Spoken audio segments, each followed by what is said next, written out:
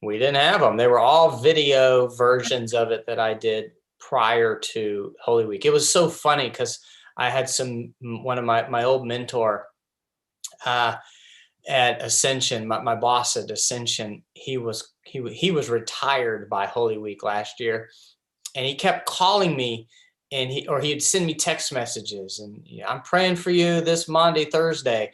Well, on Monday, Thursday, I was like working on the vigil. So like I was 2 days ahead because everything had to be done in advance to be posted online. And so by the time I got to Good Friday, I was working on Easter Sunday. And so I remember him sending me a text on Saturday, like, prayers for you on the vigil tonight. And I was like, dude, I'm already done with Easter Sunday. I'm on Easter Monday now, in my mind, because it had all been done. But I hadn't been able to do any of the liturgies at Holy Trinity. This year will be my first, and so I remember him sending me a text on Saturday. Like, I just went live on tonight. There we go. Turn that off. I just went live on the live stream. Yeah. And I'm excited about the Holy Week liturgies, just to be able to do them for the first time at Trinity, but also even though his component will be more limited than normal in a Holy Week, our music guy Juan, we've got some what I think will be some really wonderful things planned. Right. And that each service has just a little something that he's going to do that I think is going to give it a lot of flavor, and some excitement, and that's great. Some of the Taze pieces he's going to do on Maundy Thursday, I'm excited to hear. Good Friday is, I still think Good Friday is going to be like the moment of Holy Week, because this church has never done a veneration of the cross as part of its Holy Week liturgies. At least not my predecessor never did it. So we're going to do a veneration of the cross at the end of Good Friday, and it'll be modified. People can't come up and touch the cross because of COVID and all that. We probably will do that next year. But Juan's going to sing "Were You There When They Crucified My Lord?" And his voice already is just sensational. And him singing that a cappella in that moment is going to be, as they say in Broadway, it'll be the showstopper.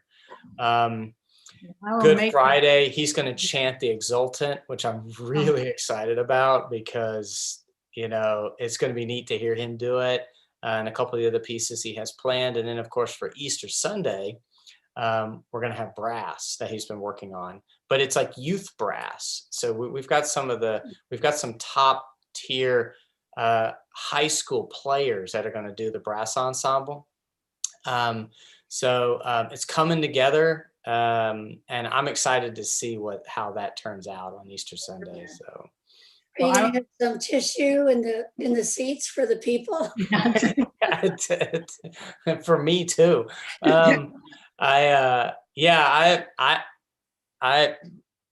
We probably need to get some, especially for Good Friday, because it's going to be a moment, I think. So, I'm excited about everything we're doing. All right, it is 6:31 on the live clock. So we got a lot to do tonight. We're going to go long. I think I told everyone that last week and on Sunday that this teaching is going to go long. We got a lot to cover, but I want to dive right in so we can start talking about all the content for tonight. So, but before we get rolling, let's say a quick prayer. So, gracious Heavenly Father, Lord, we give thanks for this time together. We ask you bless our time together. Lord, you continue to minister through us as we have now entered into Holy Week, as we ponder the events of the Last Supper on Maundy Thursday, your trial and crucifixion on Good Friday, that liminal time on Holy Saturday where we were wondering what's going to happen next. And then, of course, the announcement of the resurrection on Easter Sunday and the great celebration of the church. So we just ask that you, as we do this teaching, revisit some of those places where you were during the events that we're going to celebrate this week. And as we revisit the real event, the real life places in Jerusalem, Lord, may you use these places to continue to transform us and transform our lives into the likeness of you, as we move forward with your will be done. All these things we ask in your name we pray. Amen. All right. So we're going to dive right in since we're dealing with a lot of top content tonight.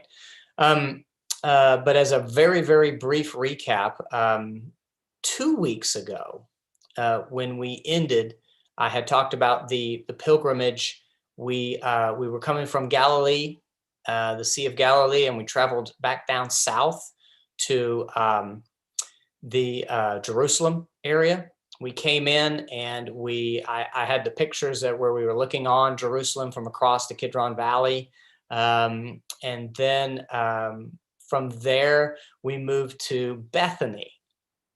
And Bethany was the site and home of Lazarus and his two sisters, Mary and Martha. And we get the story of, this is after Lazarus had been raised from the dead. They go to his house, Jesus and the disciples. And this is where we get the story from the Gospel of John, where Mary anoints Jesus's feet with the very expensive oil and perfume and washes it with her hair. And then immediately following that, there's the palm procession into Jerusalem, where we get the story of Jesus mounting the donkey and riding in, which we just celebrated that this past Sunday.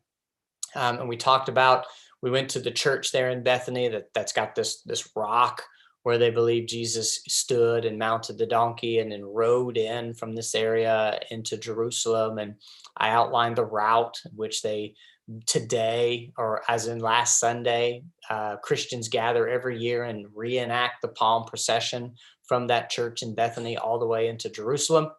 And we ended that teaching there. That was 2 weeks ago. And then last week, we talked extensively about the Jerusalem and the Temple Mount and the history of the Temple Mount. And now we're getting back into the life of Jesus tonight. So we have done the palm procession. Jesus and the disciples have entered into Jerusalem. Depending on if you're reading the Synoptics or the Gospel of John and the Synoptic Accounts, this is when Jesus would cleanse the temple and rile up the Pharisees and the Sadducees and get them all upset. The Gospel of John, that happens at the very beginning. So we already got a little conflict of when exactly that occurred. But in the Synoptic Accounts, that would happen. And then Jesus would do some teachings around the temple and the synagogue, and then they would go and they would start the Passover feast. And they would have their first meal together on approximately a Thursday evening, where they would gather in the, quote, upper room. And that's where Jesus would have a meal with his disciples, where he would, as we understand it, would institute what we call the Last Supper and the Holy Communion, where this is my body, this is my blood. That comes from the Last Supper. And then they would depart the Last Supper and head to the Mount of Olives. And that's going to be our first stop for tonight and with regards to the life of Jesus. So let me bring up the teaching. And everybody can see the slideshow. So here we are in Jerusalem again, once again, right in the middle of the country of Israel, right here. This red box is Jerusalem. Remember, I had this little map of Jerusalem. This is what they call the Old City. Remember, we looked at the big, gigantic Jerusalem, the big satellite picture, but the Old City was this small little box within it. And so within it, this is the current wall, the current old wall of the city, old city of Jerusalem. And in this section right here was the Temple Mount, that where the current Dome of the Rock stands. This is where the previous temple would have stood. So Jesus would have had the Last Supper in an upper room, and in Jerusalem, by the way, there's 3 different places that claim to be the upper room, as I understand it. And so it's hard to exactly tell which one might have been the real one. We didn't get to go into what they kind of think is the main version of the upper room. We didn't get to go there because we had scheduled that on a Friday evening, and it was a Rosh Hashanah, and the whole city had shut down, and so we didn't get to go in. That's why I don't have any pictures of the upper room, and we can't really do Maundy, Thursday here. But what we would to be able to go to would be across the Kidron Valley. So remember, here's our map. Right over here, kind of where the map ends, is the Kidron Valley, and across that to the east, or to the right, is the Mount of Olives. And over there is a place called the Church of All Nations, or the Basilica of the Agony. An incredible name for a church, by the way. The Church of All Nations, or the Basilica of the Agony. So where is that located? All right, so I just showed you a map of the old city, and it starts, if you see my cursor on the screen, the old city wall runs like here and then down and around. Here's the Temple Mount right here. This area that I'm kind of squiggling through is the Kidron Valley, and over here is the top of the Mount of Olives. Remember, Bethany was over in this section. Right here. So here's the temple, almost straight across the Kidron Valley, almost kind of at the foot of the Mount of Olives, is this area called Gethsemane. This is the location of the Church of All Nations. This is the location of the Garden of Gethsemane. So the Church of All Nations. Why is it so special? It contains a slab of bedrock that is believed to be the place where Jesus prayed before his arrest. So the Synoptic Accounts primarily are the ones that recount Jesus leading the disciples to the Garden of Gethsemane after the Last Supper. So they leave the city gates, and go over to the garden. Jesus goes and prays. Remember, this is the story where Jesus, if you read the Passion Gospel, if you read the large version of the Passion Gospel of Mark this past Sunday, you got a snippet of it where Jesus was going off to pray and told the disciples to stay awake, but they kept falling asleep. This happened in the Garden of Gethsemane. Well, there's a rock. It's like an exposed piece of bedrock in this area that's a little unique to the area. And that is believed to be where Jesus prayed, where he prayed to the Father to, if it is your will, may this cup pass from me. It's not my will, but your will be done. Basically, Jesus was having more the human moment of what's about to happen, where the humanness of Jesus really didn't want to go through it. And was almost asking God, are you sure? Do we have to really do this? But then Jesus relents and said, but it is your will that must be done. And so, but this is the place where they believe those prayers took place. The current church that you see, it's a Roman Catholic church, and it was completed in 1922. So it's a relatively new church, new meaning in the grand scheme of how old things can get, across the Holy Land. This current church sits upon of a 12th century Crusader Chapel, which was a smaller little chapel that the Crusaders had built.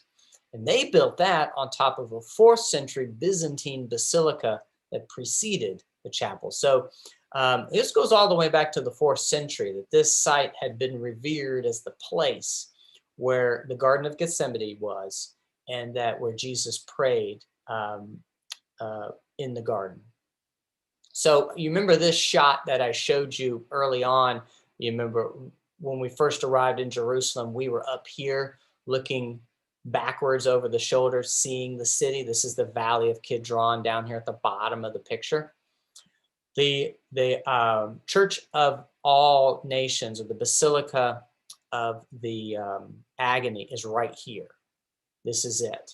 So this is the church here. It's got this gigantic archway opening with this huge mosaic over the archway. This is the Basilica of Agony.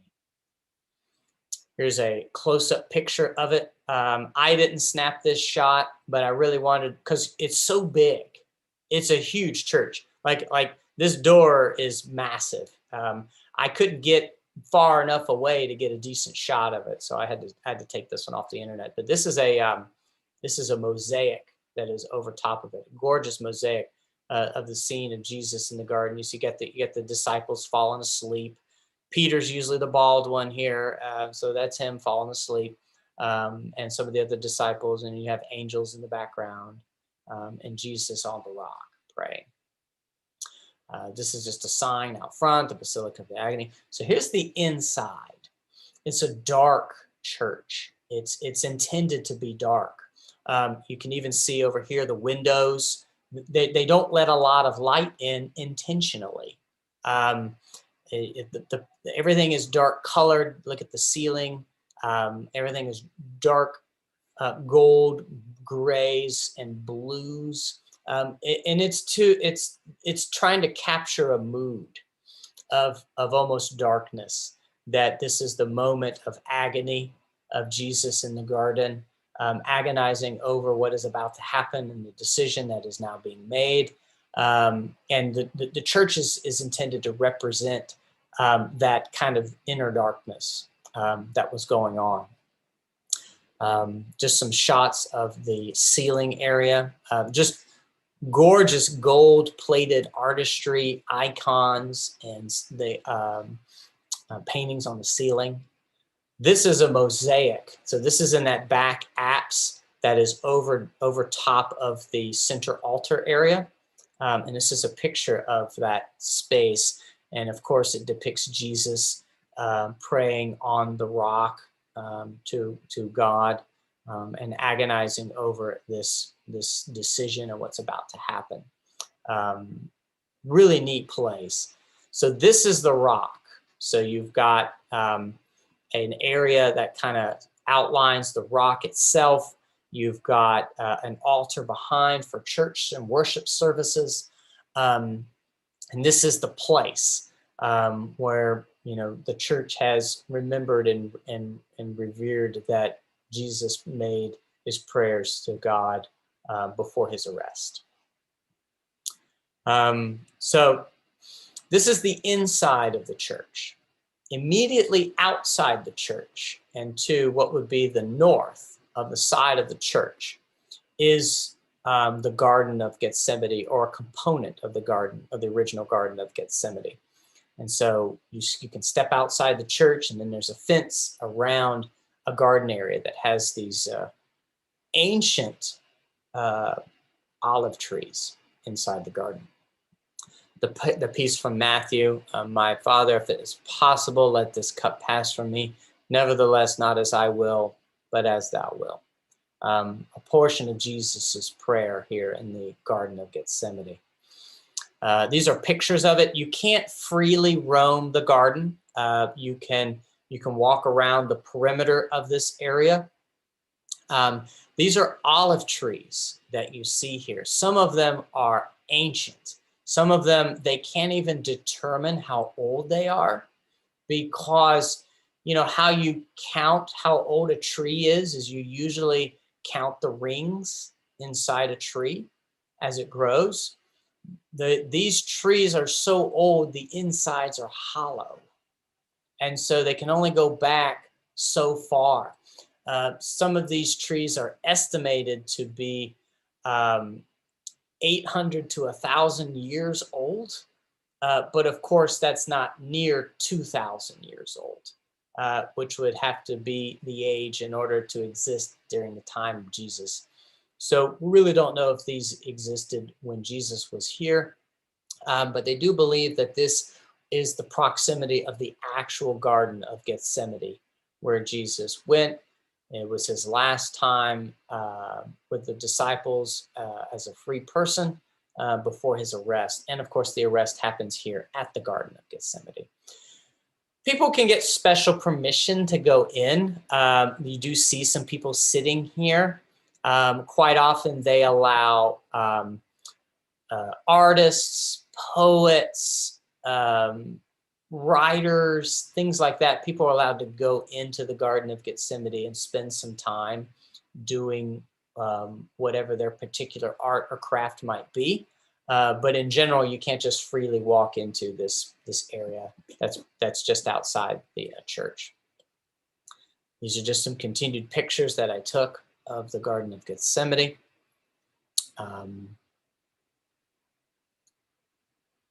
Just flipping through pictures. Okay, so that's the Garden of Gethsemane. All right, let me just go back to, I like this shot. In the Garden of Gethsemane, as we know, Jesus is praying, and then the time comes where Judas brings the Roman guards and those who want to arrest Jesus. They approach Jesus. Some of the accounts outline some sort of confrontation. Some say it was Peter drew a sword and cut off the ear of the servant of the high priest. Jesus rebukes him again at that time, and then is arrested by the guards and then taken to who is called Caiaphas. Caiaphas, in many of the Gospels, was the high priest at the time. And he was taken to Caiaphas, where he will stand trial. It's kind of a mock trial. It's not a Roman trial. So he's not in front of Pilate yet. He goes in front of the Jewish authorities and the high priest because they are accusing Jesus of heresy, of stirring up the people, of a false teaching, and of claiming to be the Son of God or one with God and all this kind of stuff. And they demand an account of this. They demand signs. They want, you either prove it to us, or our law says we can put you to death for the things that you have claimed to be. And that trial takes place, what they believe, at Caiaphas's house there in Jerusalem, the place where Caiaphas lived. And so there is a church that is built upon ruins of a home within Jerusalem that they think was Caiaphas's house. So that's where we're going to go next. So here we are, Garden of Gethsemane. Jesus is arrested, taken to Caiaphas' house. And that is here, called the Church of St. Peter and Gallicantu, or Caiaphas' house. And so you're probably wondering, why is it called the Church of St. Peter if this is dedicated to Caiaphas? Well, you'll find out in a minute. But the Church of St. Peter and Gallicantu, which is Caiaphas' house. So where are we on the map? So we have left over here on the right side. We've left the Garden of Gethsemane, which is roughly here. And then we have traveled over. However, the Church of St. Peter and Gallicantu is way down here in the south. Now you're probably like, well, wait a minute, that's outside Jerusalem. I thought Caiaphas lived inside Jerusalem. Well, he did. So this is the current modern wall of the old city. It is believed that this is not the wall during Jesus's time. All right.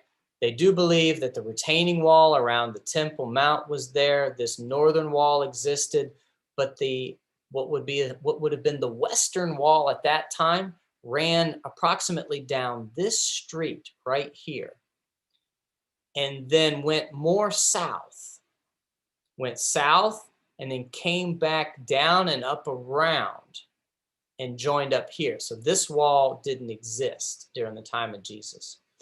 And so what they would have done was they would have been arrested in the Garden of Gethsemane. They would have come down a little road, crossed the Valley of Kidron.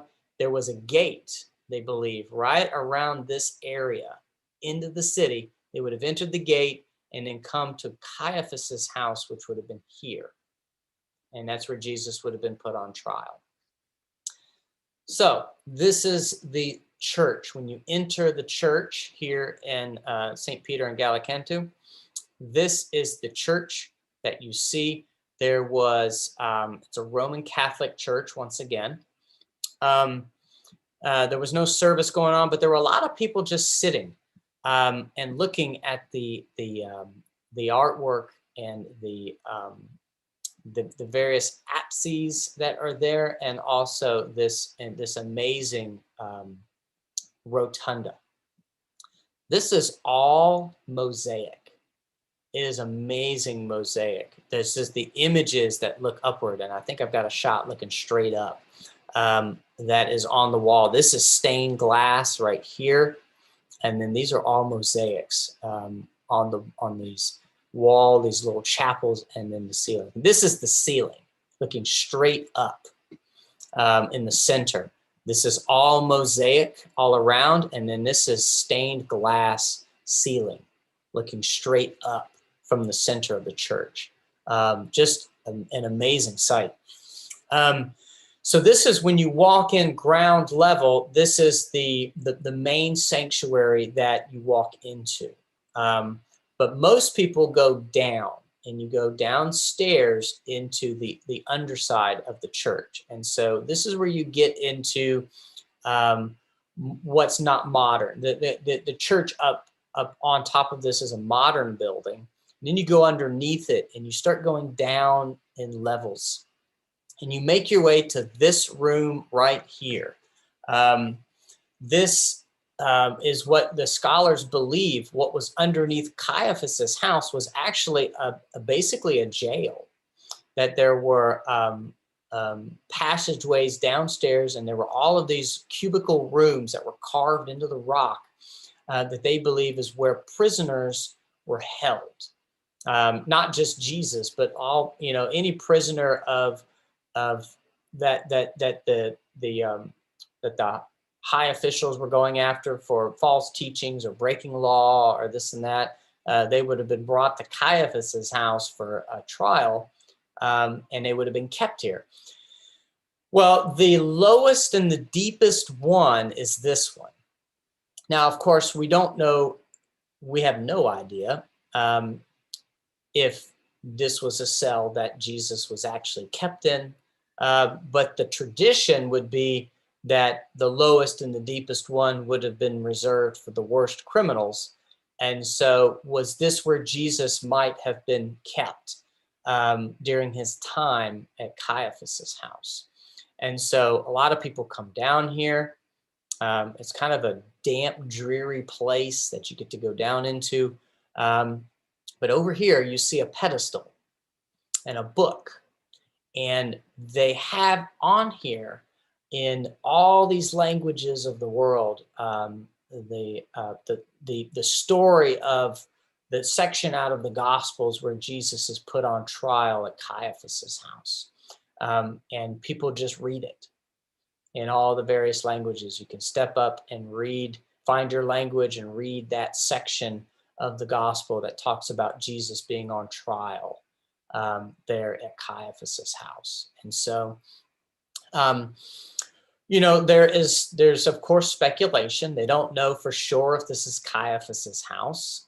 This is what the church has traditionally held as Caiaphas's house. They don't know without a shadow of a doubt if this really was, or whether or not Jesus was kept here. But we know that this was a moment in the life of Jesus that points to the trial in which he underwent right before his crucifixion. But it's a very interesting place to go and visit when you really start getting into the final days of the life of Jesus and his arrest, to contemplate, wow, what if this was the place where Jesus was imprisoned and might have actually been in one of these cells while on trial at Caiaphas house. It's a moving place to go, but I'll just say in a very eerie kind of a way, to visit this particular site. This is a shot from the back of the church. So you got the modern church sitting up here, but then below are the remains that do date back to the time of Jesus, when Jesus would have been in Jerusalem. But there's one additional feature to this church. Now, the church itself is, of course, modern, and we have no idea where Jesus might have been kept inside of Caiaphas' house. But just to the, I'm trying to get my directions right, just to the north of this building, right over here. Oh, wait, I'm getting ahead of myself. Hold that thought. So remember I said this is the Church of St. Peter in Gallicantu. Why do they call it St. Peter? What else happened potentially at this site? You see, Jesus was on trial, but we know, if you again, from the Passion reading, Peter followed Jesus into the courtyard and was present just outside of Caiaphas' house while Jesus was on trial. And this is the spot and where we get the denial of Jesus. It was right outside of Caiaphas' house where Jesus was on trial, where Peter denied Jesus 3 times. And so on this statue, you've got Peter, throwing his hands in the air. I don't know what you're talking about. I don't know the guy. You've got the servant girl, the slave, and the Roman centurion, the 3 people that asked Peter, yeah, but weren't you one of his followers? Weren't you with the man? And he's saying, no, I don't know. And at the very top of the pedestal, you have the cock crowing, marking the spot where Peter did the threefold denial, which would have happened if this is Caiaphas' house. Then it would have been the trial of Jesus and also the place where Peter denied Jesus 3 times. And of course, if you think back when we were in Galilee, we had that Church of St. Peter that was on the shore of Galilee, which is where there was the threefold restoration of Peter, where Jesus asked Peter, do you love me 3 times? And he says, yes. And that's to undo the threefold denial, which occurred at this location. And so that's why it's called the Church of St. Peter in Gallicantu. Okay, so now we're to where I was a minute ago. You see these steps? This road is sectioned off. You cannot walk up and down this road anymore. There's a fence at the bottom and there's a fence here at the top. The church that I was just talking about is right here to the right. And then there's another building over here to the left. This pathway is an old road from Jerusalem that does date back to the time of Jesus. This is a road that existed in the time of Jerusalem, and they've done all the carbon dating and all that kind of stuff and the research, and they have determined that this particular little stretch of road dates back to the time of Jesus. When they look at where the old wall would have been, and when they look at what this road represents, and when they look at if this is in fact Caiaphas' house, the theory is this.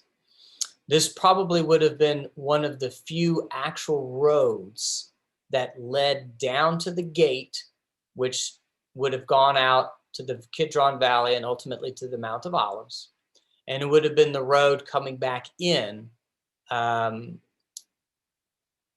this area of all of Jerusalem. They believe this portion of the road would have led directly all the way down to the gate.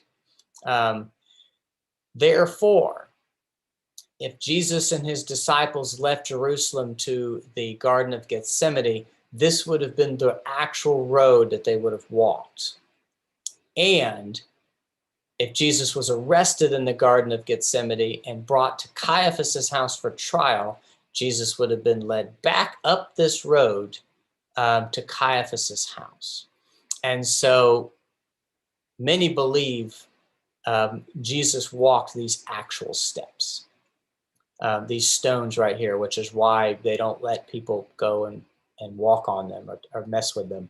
But there is a very high likelihood, based on the road and where they believe the old wall was and things like that, that Jesus and his disciples would have actually walked this specific path. And so it's very neat to go and look at and see, and just ponder. You can reach out and, you can kind of reach through the gate and touch the stones if you'd like. But talk about a piece of real potential history right here. So this is a shot from the top looking down, because it is on a hill. And this is a shot that I took from the bottom looking up, that I got of these stones that do date back to the time of Jesus, and a road that would have existed. And then I got this next shot, just got so lucky because the way the sun was coming through the trees. So you've got the church of Peter in Gallicantu over here in the left, and then the modern walkway up and down, and then what they call the potential road of Jesus there to look at. And I just love how the light coming through the trees and shining upon the road. It's really neat. So, once again, in the life of Jesus, we are at the trial. Jesus is, of course, found guilty, and then they turn Jesus over to Pilate, and is taken in front of Pilate, and they go to the court where Pilate lived, in his residence and house, and Pilate questions Jesus, and Pilate really doesn't see anything wrong with the guy, but the religious leaders from the Jewish sector are pressuring him to do something. We have found him guilty to our laws, and Pilate's like, well, it's your laws, you deal with them. Why do I got to do it? And then they say, but it's our Passover. We can't do this, but we need to deal with this now. So it's your matter to deal with. And Pilate does well, it's tradition that I release a prisoner, so I will put it to a vote. And he takes Jesus out and offers to release him, but the crowd that had gathered had been stirred up by the Pharisees and the Sadducees, and they call for the release of Barabbas, and they want Jesus crucified. And so Pilate relents and says, okay, fine, I'll release Barabbas and crucify Jesus. But then he decides, well, maybe if I just rough him up real bad, they'll change their mind. And so that's when he has Jesus beaten and flogged, and the crown of thorns, and all that stuff happens. And then, according to the Gospel of John, Pilate brings Jesus back out again and shows the crowd, all right, look, I've punished him plenty. You still sure? And I think Pilate was really willing to let him go. But the crowd called for his crucifixion. And so Pilate, not wanting to cause a ruckus, decides to crucify Jesus. And so calls for his crucifixion, and then he's led away to be crucified, which is the passion story that we get. And that leads us into Good Friday. Now,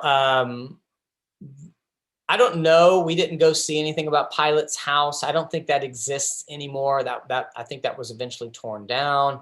I don't think you can go to that place anymore. But I just tell you the story because ultimately that leads us to the Church of the Holy Sepulchre. So the Church of the Holy Sepulchre, what does sepulchre mean, by the way? Sepulchre is a rock-hewn monument or tomb. So it makes sense. If they believe that's where Jesus was laid to rest, that's why it's called the Church of the Holy Sepulchre. It's a rock-hewn monument or tomb. And that's the meaning of what sepulchre means. So where is Church of the Holy Sepulchre? Okay, so now we have our map. Remember again that this is the current wall, but the wall during the time of Jesus would have come down this way. So this is the Church of the Holy Sepulchre. So therefore it was outside the walls, because Romans did not crucify people inside the city. You were taken outside the city and crucified. So there is the wall here, and this is the site of the Church of the Holy Sepulchre. It's right here. All right. Remember, Caiaphas' house is down here. There is a lot of speculation about whether or not the Roman area would have been here, or would have been, here, which would have been where Pilate lived, or if the Roman area was actually up here, which would have been where Pilate lived. Nevertheless, Jesus is led outside a gate that likely existed right in this area and to a site right here where he was crucified. So this is the Church of the Holy Sepulchre. All right, so I got all of the next series of graphics off of National Geographic. National Geographic did a wonderful recent special on all of this stuff. And in order to make sense of this, I needed graphics, because when you see the Church of the Holy Sepulchre, you kind of go, how is this where Jesus was laid to rest? It makes no sense when you visually see it. But after you see this, it makes a little bit more sense. So imagine this is a graphic of what, according to, now you got to reverse engineer what the church claims. So take a little bit of this with a grain of salt. All right. But based on the proximity of Calvary and the tomb inside the Church of the Holy Sepulchre, this is what they've come up with. That the city wall would have been right over here. Jesus would have been led out up to a kind of a high point right here near one of the roads, and was crucified up here. All right. The tomb, which according to John and a couple of the other gospels, was nearby, a nearby tomb. So that would be over here. So the site of the crucifixion would have been here, and eventually laid to rest here in a, what was almost like a dugout quarry kind of an area, and the tomb would have been here. Okay, so this is just a rendering of what it might have looked like during the time of Jesus. Of course, we have no idea. All right, that would have been the site of the crucifixion, and that would have been the site of the tomb. All right, the tomb would have looked something like this. It would have had an outer opening, and then the stone would have been inside the outer opening, which would have closed the burial chamber, which would have had like a flat bed thing cut out of the rock where the body would have been laid. All right, that would have been roughly here. Again, all of this is whether or not the Church of the Holy Sepulchre is the site. Then this is roughly what they think it would have looked like. All right, so time of Jesus, Church of the Holy Sepulchre. Keep in mind that in 70 CE, Jerusalem was destroyed by the Emperor Titus. This is part of the Jewish revolt, and Titus had it with the Jews, and decides to roll his armies in, and they destroy Jerusalem. This is where the temple is destroyed, and they essentially level the city, and then start building a brand new Roman, not a city, but it was actually almost like a big, gigantic Roman army camp on top of the remains of Jerusalem. And so that happens in 70 CE. Then 135 CE, the Emperor Hadrian ordered that all they have historically is that a cave containing a rock-cut tomb be filled in to create a level foundation for a temple of Jupiter. Okay, so why would he order a cave that contained a rock-cut tomb be filled in and leveled and then built a monument to Jupiter on top of it? Well, the theory is Christians believed this was the site where Jesus was laid. And so they kept coming to this place to worship and to commemorate the resurrection of Jesus. And Hadrian was trying to squash Christianity. So what he decided to do was fill it in with earth and then build a Roman temple to the Greek god Jupiter on top of it. So what it is that points to the site. If he was trying to cover something up, why would he go through all these extraordinary measures if this didn't have some kind of significant site and meaning at the year 135? So anyway, this is what it looked like possibly in the time of Jesus. And then this is what Hadrian does. Fills it all in. So now the tomb is underground here. This is all filled in, but yet the high point might have been left exposed. And of course, a statue of Jupiter is erected outside. And then this is a temple to the Greek god Jupiter that was built on top of the site. So this is a rendering of what they believe would have happened at that time. All right, with the help of Eusebius and Marcarinus, Constantine and his mother Helena, they locate the site believed to be Calvary or Golgotha. So Eusebius was a historian, an early historian, and Constantine begins to speak with him, and Eusebius is saying, oh yeah, there was something here before Hadrian built this temple. There's something underneath here that he was trying to cover up, and we believe it's the site of Calvary and or the tomb. Something's here. And so Constantine orders it all dug up. He orders the temple to Jupiter to be torn down, and he starts digging, and he finds something. He finds this high point of a rock fixture, and he finds what's the remainder of a tomb. Okay, so in 326, he orders the construction of a church at this site. After the temple was down, the soil could be removed, yada, yada, yada. I just said all this. So he discovered some things when he dug it up. So they built a church around it. 335, the Constantinian Church was completed. And at that time, it had two separate structures. It had one structure over this rock, this high point, which they believed to be Calvary, or the site of the crucifixion, and another over the tomb area. And so this is what it would have looked like during the time of the palace to Jupiter. Constantine comes in, tears this down, and then digs all this up. He digs it out, and also takes the level of the ground out in the digging process. So the level ground goes from here to like here. So now what was underground is now above ground. Makes sense? Keep track of that thought. Then this is built. So this would have been the Constantinian Church. The high point, this rock that they found, is now exposed, and a church is built around it where they believe Jesus might have been crucified. It's the high point of this rock fixture. The tomb, so it was underground, but when they dug it all out, is now above ground. Does that make sense?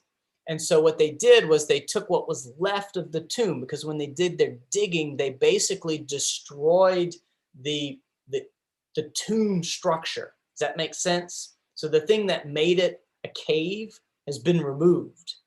It was demolished in the digging process, but what was left is the bed that's inside. When they found the tomb, there was an area that had like a burial slab inside this tomb that they discovered, and so they tore the rock tomb out, but they kept the rock slab that they found, and then they built what's called an edicule around it, and that's this little round tent-looking thing. It was built over top of this bed structure that they discovered. So this would have been the Constantinian Church. So we go from this. So this is my graphic. All of this would have been destroyed and torn down, but they kept this right here. This structure is what was maintained, and the Edicule was built around it. Constantinian Church, moving forward in history, 614, that church was destroyed by a fire, but was rebuilt in 630. In 1009, an Arab leader ordered the complete destruction of the church.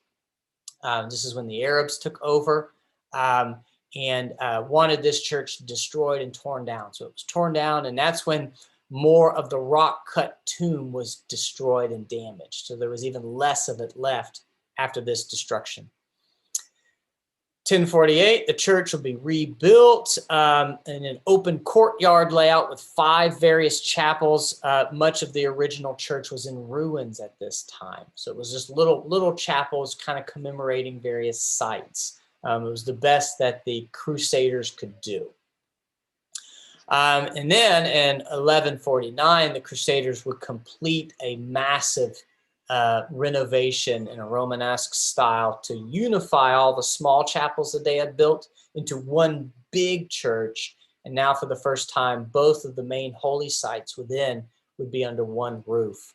And then this is what the new later Crusader church would look like. Now all of this is under one building. So you got the Rock of Calvary here, and then the new Edicule built around the bed that Jesus might have been laying on is inside here.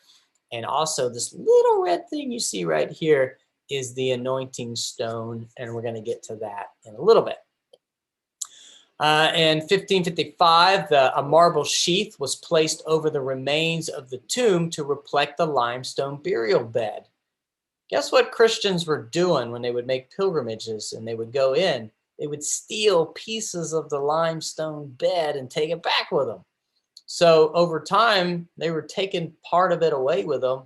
They wanted to protect it also from the environment and the air. And so they put a marble sheath around the bed to cover it, to protect the actual bed that Jesus would have been laying on. That's in 1555. And it remains there to this day, by the way.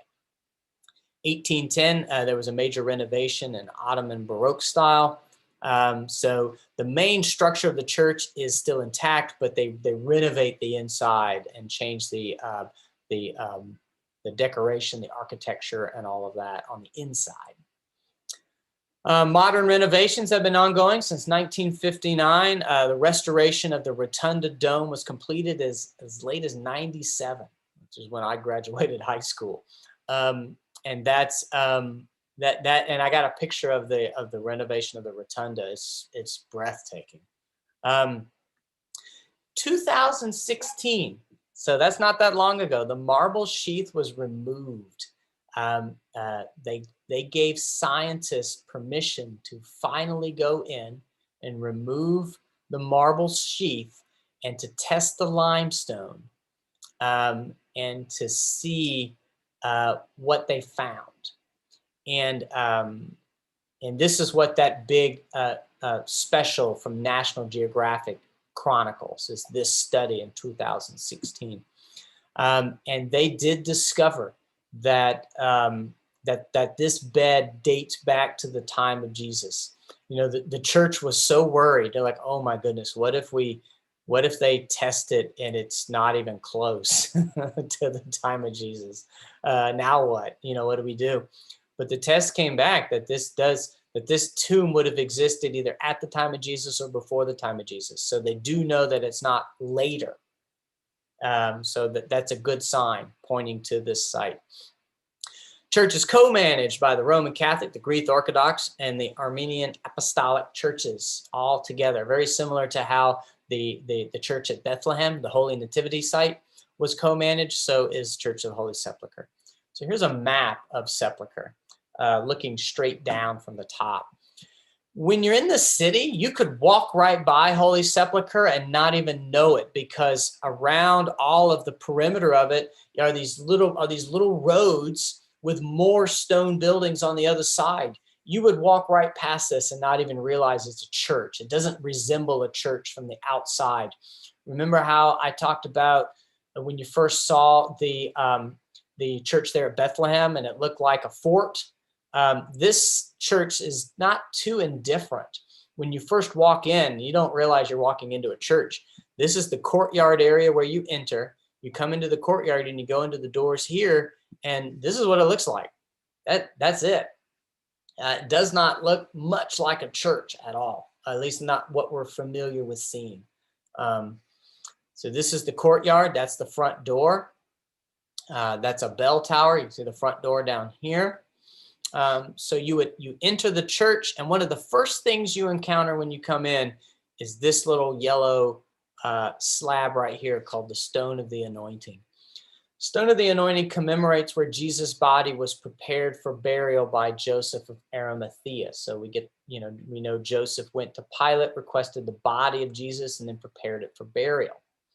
The only problem is this is not the actual stone that Jesus was laid upon, because this tradition only goes back to the Crusader era.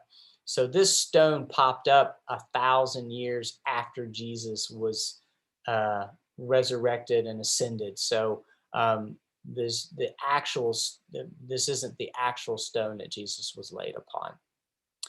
Although, again, just like many of the other sites in Jerusalem, there's something about the stone when you touch it. I've said before, God's presence is going to be where it's going to be, regardless of the actual history and the dates. And there's something about this anointing stone that is very powerful for people when you walk in and you see it and you touch it. The current stone was put in place in 1810, so it's actually changed over time. It's not the original stone, even back to the Crusader era.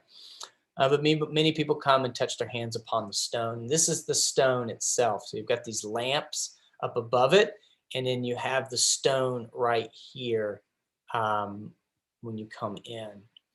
The door is behind, and then as you look past the stone, there's this amazing mosaic. You can't even get it all in one picture. It's huge. But the mosaic moving from right to left depicts Jesus being taken from the cross here in the far right. The middle section is this, Jesus being laid on the stone, and Jesus to the left being put in the tomb. The reason why it goes from right to left is because as you're standing in the building, Calvary is to the right and the tomb is to the left. So you go from Calvary, stone, tomb. And that's why the mosaic depicts it in that order, standing in front of the stone. So let's talk about Golgotha Calvary. It's the traditional site of Jesus's crucifixion. It contains the rock of Calvary, split in two parts, and both sides of this rock can be seen. In the center is an altar which sits above the hole in a rock and where it was believed the cross would have been placed. So where are we? You come inside, you get the stone of anointing, you go up some stairs, and so now you're at basically the second floor in this chapel right here. There's a small chapel here, and there's the rock formation, and this is what they believe to be Calvary, the place where Jesus was crucified. So again, inside the model of the church, you're looking at this, you're at a chapel that's built around this stone formation right here, okay? That's it. And this is what it looks like when you enter. Everything. This is the little altar that they talk about. These are the plexiglass see-throughs of the rock on each side. And this is gold and silver. You have angels, icons back here. You have Jesus on the cross right here. All of these golden and silver lamps and hangings. You've got all of this artwork and mosaic on the ceilings.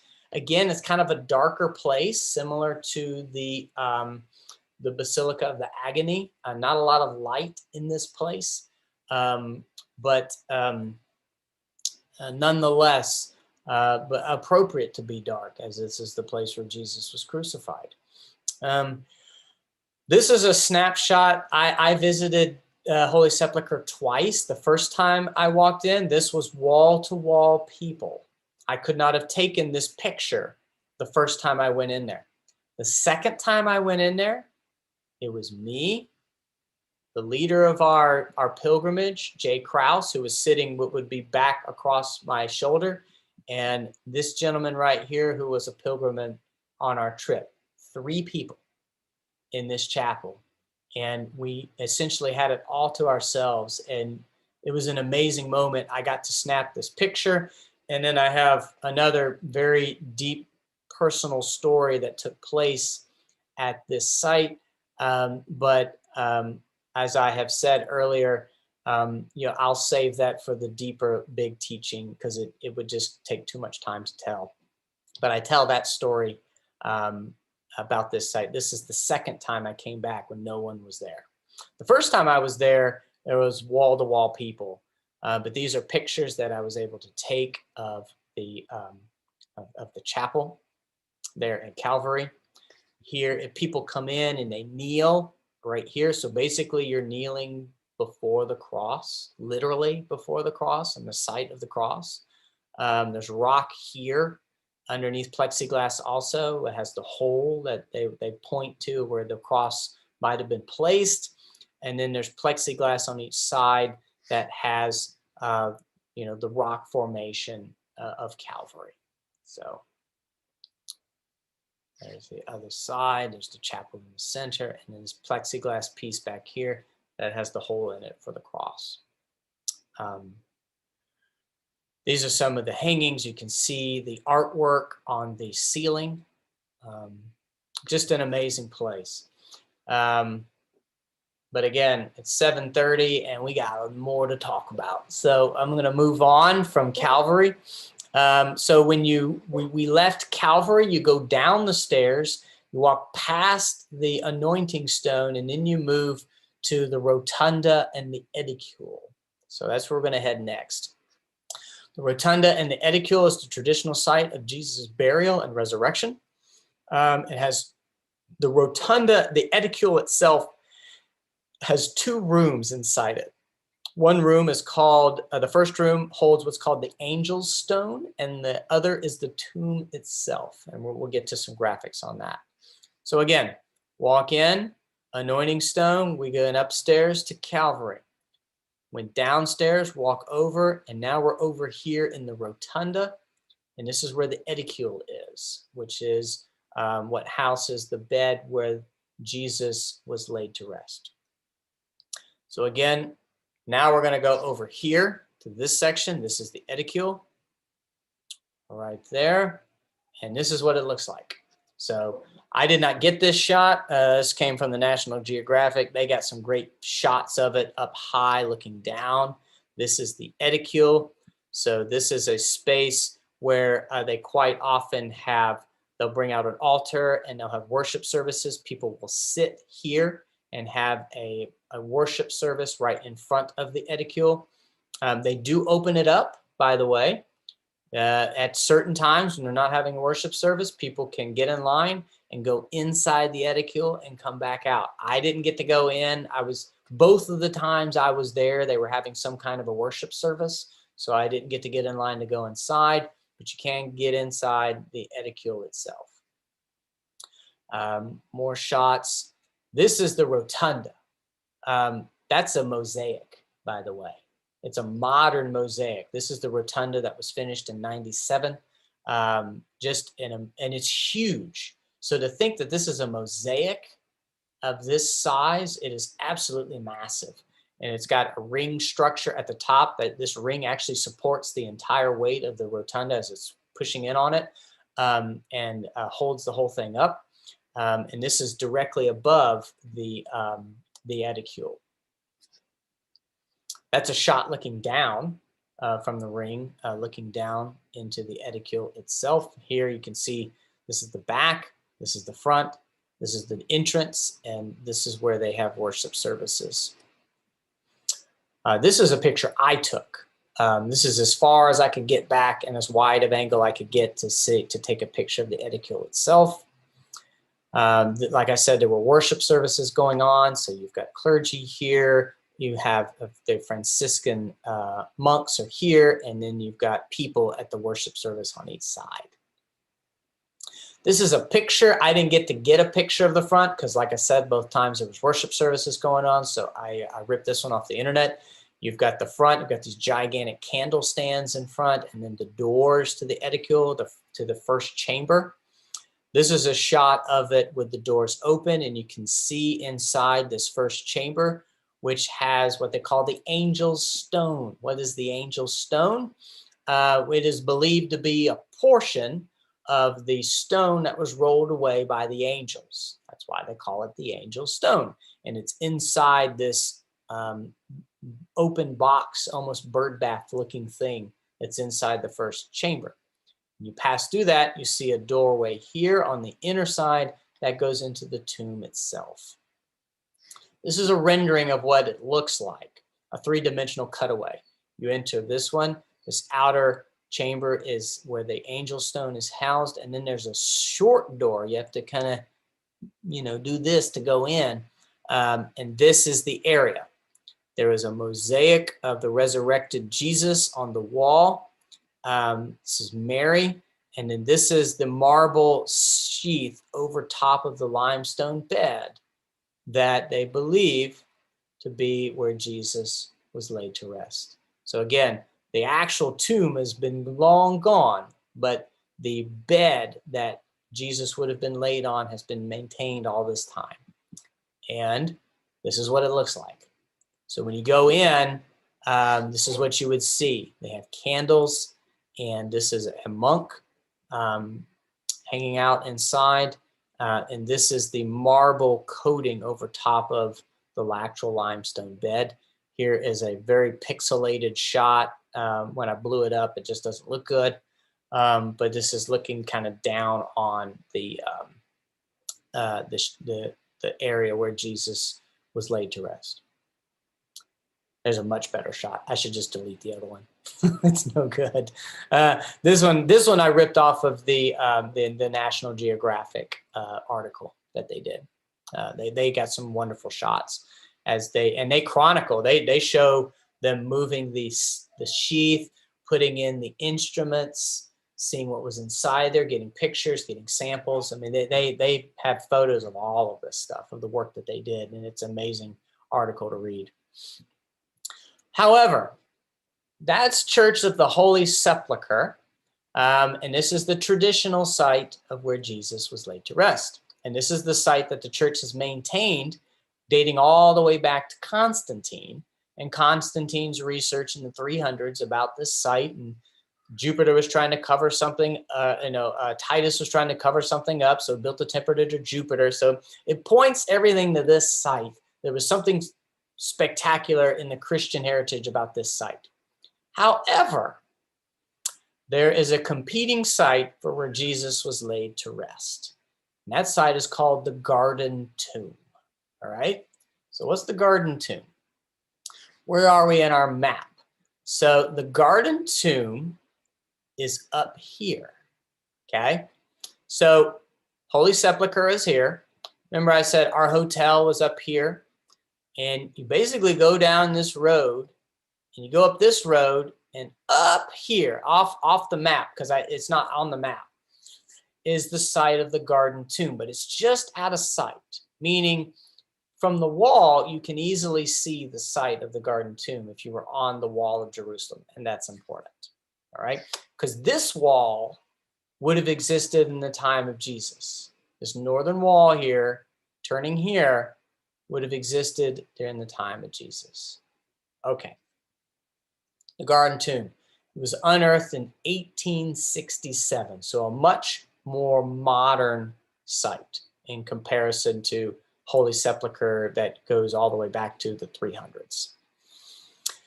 What was unearthed? They call it Skull Hill, or Gordon's Golgotha. That is named after the man who discovered it. Gordon's Golgotha. Remember Golgotha, what does it mean? The place of the skull. right, where they were crucifying people, the place of the skull. What did they find? They found a series of tombs initially. And so they were unearthing tombs, and they're like, wow, there's a whole bunch of tombs here that date back a good ways. They found an ancient wine press, a vineyard, and a cistern, which would be a little more consistent with the fact that it does say that, and near the place where Jesus was crucified was a garden, and in that garden was a tomb. Well, in many gardens, you had a wine press, a vineyard, and a cistern. So they found ancient wine press, vineyard, and cistern in 1867. And so they got tombs, and they're starting to get excited. They're like, ooh, what have we discovered here? One of the tombs had a stone groove in front of it, and an entrance, and that would have been a big rolling stone would have been placed in front of that groove. So here we are, the garden tomb. So you go in. Now, of course, a lot of this is not what it would have looked like in the time of Jesus. This is a site where people go. And so it has been beautified, and it's a wonderful garden because it's trying to mimic the garden feel, as it says. And near where Jesus was crucified, there was a garden, and in that garden was a tomb. So they really try to make it feel like a garden. So it's a beautiful, almost botanical garden kind of a feel. Just some pictures that I took, and they take you on a journey, and then they take you to a place and you see this. And they're like, this is why we think this might be Golgotha. And you're like, really? What's that? I just see a bunch of weird rocks. All right. Well, this is not what it would have looked like during the time of Jesus. This is what it looked like when it was discovered. What do you see? What does that look like to you? It looks like a face. This is a natural, you got a mouth, a nose, and eyes. This is the picture that they have for you when you're looking at this rock fixture here. This is the eye. This was an eye. There was a nose here. A piece fell off, and they documented that in the mouth. Now, there's a fence down here in a bus park below it. So it's not the most holy thing on the planet, but this is the rock fixture. When it was, this is a picture that was taken. I forget the dating of this picture, but this is the picture they show you. You know, I took a picture of the picture, and I was looking at it, and I was, you know, it's clearly an old photo. We can tell that. This was much after, this was long after its actual discovery. I believe this picture is back in the 1900s. You know, but I was kind of like, yeah, is this photoshopped? I mean, come on now. You know, I zoomed in with my computer, and you can kind of tell that the eye sockets have maybe been darkened a little. They're a little pixelated and all that kind of stuff. So I got a little skeptical, and I was like, all right, come on now. So I actually started doing some digging, and I found an even older picture of the site. And this picture is actually taken from the wall, standing on the wall of Jerusalem, looking out at this site. It's an older picture, and I was able to zoom in on this one, and you can actually see rocks inside the eye sockets. So this has not been doctored in any way. This is actually little caves, and if you zoom in enough, you can see rocks inside the cave. So this hasn't been darkened in any way. This is a bit more of a legitimate picture and an older picture of this site. Again, this is another picture that dates back even further. These are gentlemen standing on the wall. None of that road that you saw is not even there. And again, you can see rocks and stuff, even in this picture, inside the eye sockets. So this is the site, and it looks like a face.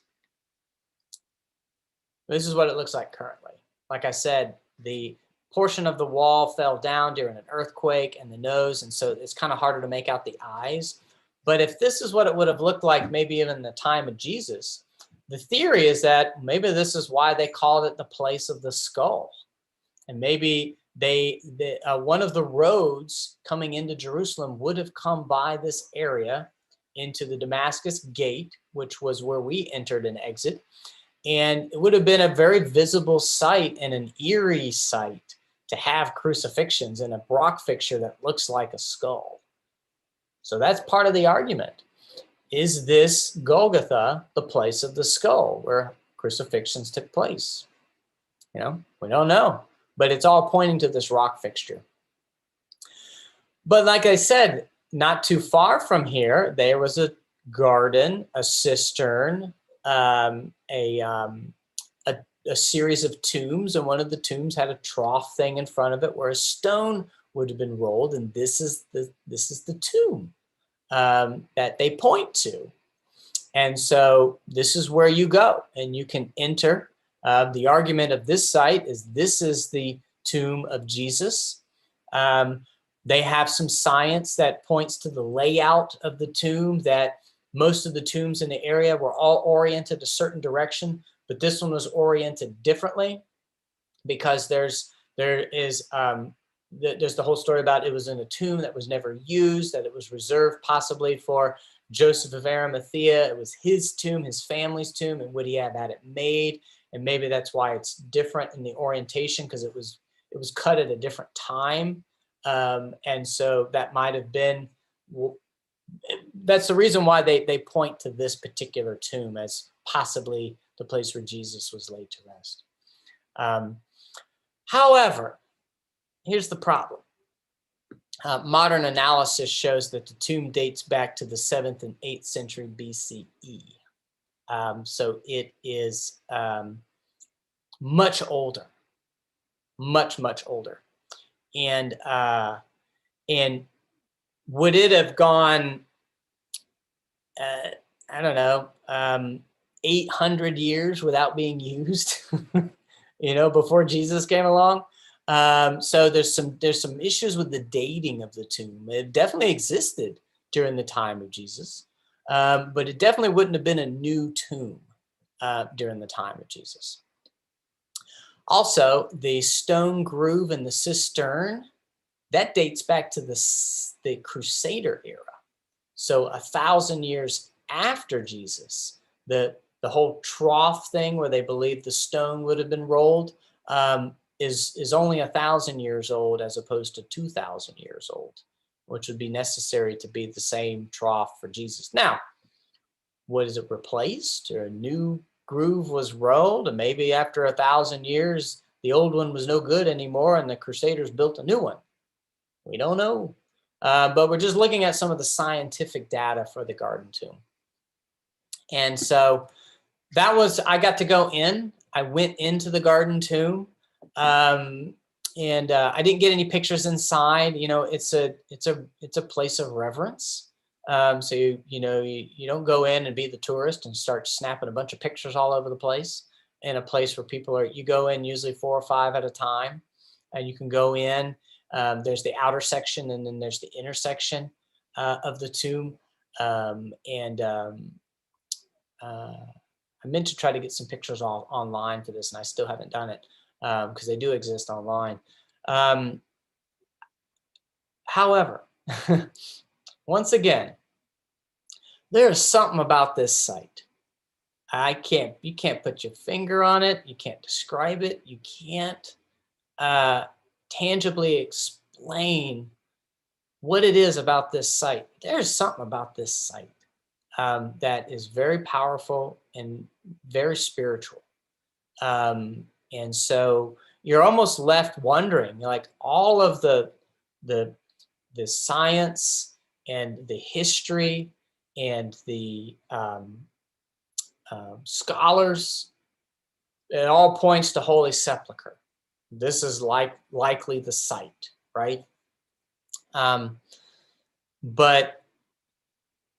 I don't know. There's something about this site. There's something, and even the science disproves this site. there's something special about the garden tomb. Ironically, I kind of came up with my own little theory that only works in the mind of Daniel Emily. But I wonder if maybe they're both right and both wrong. I mean, what if the crucifixion happened here at this side of the skull, but the tomb was actually over there, and they weren't in close proximity to one another, you know? But what if that was the case? There's probably a bigger argument for the tomb at Sepulchre to be the real place where Jesus was laid to rest. It's a little harder of an argument, I think, over there for Calvary, except for the tradition behind it. There's a decent argument for maybe that this site might have been actually Calvary. I don't know. But it's great to go to both of them. It's great to experience both of them. And again, as I said at the beginning of my teaching, if you step away from the historical fact and the scientific facts and things like that, these are places that point you to real events in the life of Jesus. And that's the whole point, that they remind us and commemorate what really did happen. And just like the Holy Eucharist, every single Sunday morning,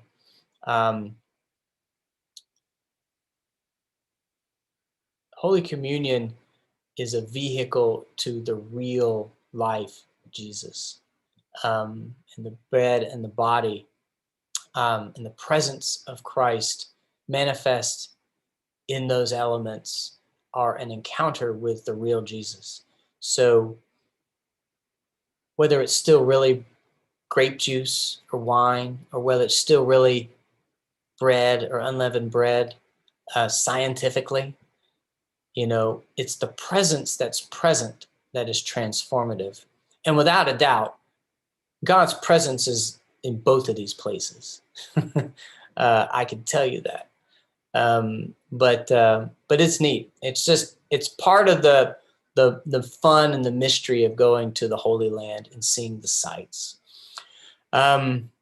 We would see a bunch more at Jerusalem, which I can't cover. And we would go to a couple of the potential sites for the Ascension and things like that. But we won't chronicle those in this teaching.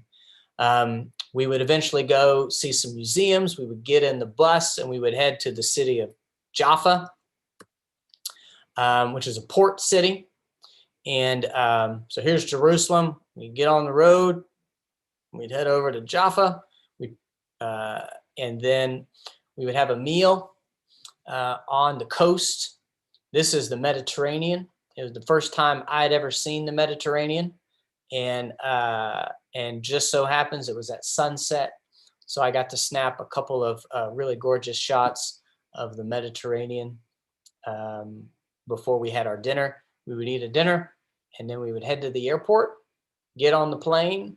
Well, we go through security, and that's a story all by itself. Oh my gosh. Getting into the country, you walk right in. You get off the plane, you walk right in, you're here. Getting out of the country, totally different story. Ooh, what you got to go through to get out of there is crazy. And when they see a bunch of men traveling by themselves on a religious pilgrimage, they scrutinize why you're there. Trust me. Because they're going, well, if you're a bunch of American men, where are the women? They're like, why are you a bunch of guys? You're like, this is weird. To them, it's weird. And so they really question what you were there for and what you were doing. It took us about an hour to get through security, just standing answering questions. So it's a trip trying to get back out. So anyway, that is the teaching for tonight. Not too bad. I figured an hour and a half, so we're right on par for that. So I am going to stop sharing my screen and open up for any questions that people might have. And so have at it. If you have any questions, let me know. Kristen. I know you knew I was there also. Mm-hmm. For me, the most moving place was the Basilica of the Agony. Oh, yeah. To touch the rock he prayed on was electrifying. Yeah. It really was. But now, when I was in the church of the Holy Sepulchre, it was a madhouse. Just it was hard, especially up on Calvary. Yep.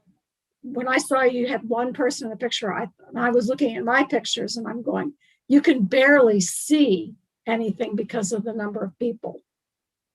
And when we got over to the tomb, the Armenian church, Yeah. the priests On the there back. were what? Yeah, the Armenian church has that little room on the backside, but then they do stuff. Yeah. Yeah, well, they were at the tomb, Mm-hmm. and there were people going in, and there was like a 4-hour wait to get into the tomb. Yep. And I was able to walk right in front of it. So I have pictures of looking in before one of the priests elbowed me and flipped me almost off my feet. Oh, yeah. Yeah, they're a tough crowd. I was trying to take pictures of the outside Edicule, and I was on the back side where the Armenian chapel is, and I was just trying to take a picture of the Armenian chapel, and he came out of that chapel and was hissing at me, like hissing like a cat at me to get me to stop taking pictures. Yeah, it was no joke. The Armenians are, don't mess with them.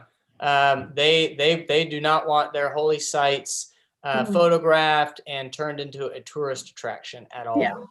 They take this very seriously. Yeah, it was interesting because you were talking about how you were so religiously moved. I felt it when I walked in and was at the place of the anointment, but because of the crowds up on Calvary, and then the chaos in front of the sepulcher, the tomb, and the attitude of the priests, it was like, how quickly can I get out of here? Yeah. It was a little unnerving. When we went the first time, Calvary was like that. It was like a nightclub. Yeah. It was so packed. It's almost like being in a nightclub. Yeah. And then the church was just really, really hustle and bustle. There were a lot of tour groups. When we went back the second time, it was first thing in the morning, and the city was so quiet. Like we went and walked in, and that was when we went up to Calvary, and there were 3 people, and it was just amazing. When we walked up, there was nobody until we walked up, and there was just the 3 of us, and that totally changed the dynamic of the place. And that's when I was finally able to get out of my head and really reflect upon the moment. Then I went downstairs. I walked around the rest of the church. There's a lot of other little chapels. There's the Chapel of Adam and things like that. There's other stuff you see there, which I won't go into now. But they were still having a service, but it was a small service. I was really bummed because there was barely anyone there, and I thought I might have my chance to go in the Edicule. But no, since they were having a service, I couldn't go inside. Yeah, I will admit, with the big sites with the crowds, it's harder to kind of be present with all of the crowds. I did go into the upper room. Oh, cool. And it was just the 10 or 12 of us that were in our group. Nice. And it was it's very moving, but you feel both the fact that it was an upper room to eat, and you feel what happened. Yeah. Because it's such an old room. So awesome. That was very moving. Cool. Other questions? Anybody else? So when are we going? I've gotten that a couple times. I would love to go back, and I would love to lead a pilgrimage at the Holy Land. It takes a little bit of planning. But yeah, I think once we get COVID behind us and we get a little more time under our belt as a church community together, I think we'll definitely plan a pilgrimage to the Holy Land. It's well worth doing, and it's just one of those things that you just got to do. If you have the ability and the resources to go, it's well worth it. It's very, very well worth it. So it's not off the radar. I'll just say that. Definitely thinking about it. Any other questions? Any Holy Week questions while you got me? We start tomorrow night. So there's a lot going on between tomorrow night and Sunday morning. But if everyone's good to go, then we will wrap up our teaching. And once again, thank you very much, everyone, for chiming in and for joining the teaching. It's fun, but also a blessing for me to get to relive a wonderful time that I got to spend in the Holy Land. And get to share it with people and talk about it. It's always a blessing. And so again, thank you everyone for joining in on the Zoom call. Thank you everyone who's joined in on the various live streams with Boxcast, our website, Facebook, and YouTube. Truly hope everyone enjoyed our time together. And yeah, we'll do the bigger teaching at some point in the future, whenever we have time to do that. And this has been a nice test run for future online series that we'll be able to do and be able to offer to everyone. So Definitely. again, Thank thank you, you everyone. Daniel. I do appreciate it. Thank you, Have a Dan. good evening, good night, and I will see some of y'all probably tomorrow night. Tomorrow. Absolutely. Thank you very much, Pastor Dan. You're very, Evening. very welcome. Thank Thank you, you. everybody. Have a good evening. Blessings be with you, and I'll see you soon. And also with you. And also with you.